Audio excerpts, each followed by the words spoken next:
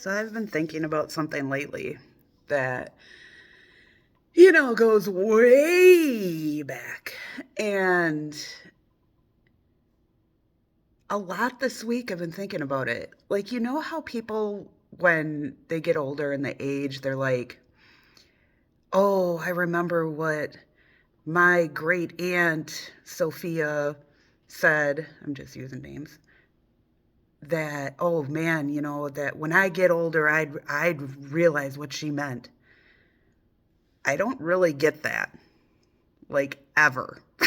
I'm 43, and the stuff I went through in my early life was far more educational than I think the average person goes through. I'm going to give you an example. So, right after my mom passed away, and I was 13, I don't know who it was. Someone in the family told my dad that I should like go to a support group or something. And so I went to this one group, right? I was 13. And all of the women in the group had recently lost their mom too.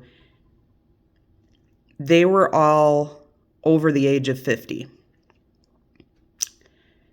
So, as you know, as a certified grief support specialist, I do not downplay anyone's grief. Everyone has a very personal experience.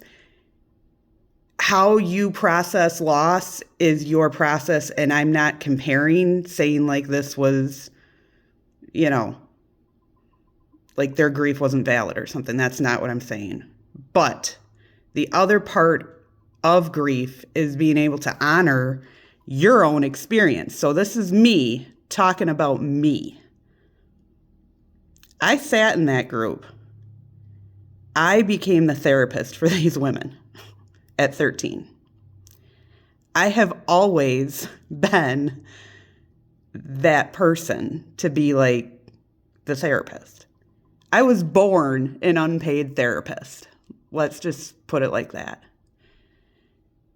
So this is just one example, but it's a profound one for me because I sat in that group and like listening to like women in their 50s talk about losing their mom, and I was 13. And that's a hard time to lose a mom.